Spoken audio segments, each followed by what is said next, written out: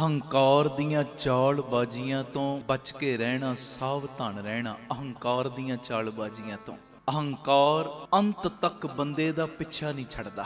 ਕੱਲਾ ਧਨ ਨਾਲ ਨਹੀਂ ਇਹ ਆਕੜਦਾ। ਅਹੰਕਾਰ ਆ ਗਿਆ, ਬੰਦਾ ਧਨ ਆ ਗਿਆ, ਅਹੰਕਾਰ ਨਾਲ ਆਕੜ ਗਿਆ। ਕੱਲਾ ਧਨ ਨਾਲ ਨਹੀਂ ਆਕੜਦਾ, ਕੱਲਾ ਅਹੁਦੇ ਨਾਲ ਨਹੀਂ ਆਕੜਦਾ। ਪਿਆਰਿਓ, ਕਈ ਵਾਰੀ ਇਹ ਅਰਦਾਸ ਕਰਕੇ ਵੀ ਆਕੜ ਜਾਂਦਾ। ਵੇਖਿਆ, ਮੈਂ ਅਰਦਾਸ ਕੀਤੀ ਤੇ ਮੇਰੀ ਅਰਦਾਸ ਪੂਰੀ ਹੋ ਗਈ ਹੈ। ਔਰ ਜਿੱਥੇ ਅਹੰਕਾਰ ਆਉਂਦਾ ਹੈ ਨਾ, ਉੱਥੇ ਪਰਮੇਸ਼ਰ ਜੀ ਦੇ ਸਾਰੇ ਦੁਆਰ ਬੰਦ ਹੋ ਜਾਂਦੇ ਨੇ।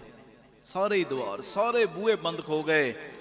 ਤੇ ਪਿਆਰਿਓ, ਅਸੀਂ ਤੁਸੀਂ ਜਿੰਨੇ ਵੀ ਹਨ, ਜਦੋਂ ਅਹੰਕਾਰ ਕਰਦੇ ਆ, ਪਰਮੇਸ਼ਰ ਦੇ ਚਰਨਾਂ ਦੇ ਨਾਲ ਜਿਹੜੀ ਜੜ ਲੱਗ ਰਹੀ ਹੁੰਦੀ ਹੈ ਨਾ, ਉਹ ਜੜ ਵੀ ਪੱਟੀ ਜਾਂਦੀ ਹੈ। ਇਹ ਮੇਰੀ ਬੇਨਤੀ ਹੈ, ਜਿੰਨਾ ਵੀ ਹੋ ਸਕੇ ਅਹੰਕਾਰ ਤੋਂ, ਹਉਮੈ ਤੋਂ, ਈਗੋ ਤੋਂ ਬਚ ਕੇ ਰਹੀਏ ਜੀ।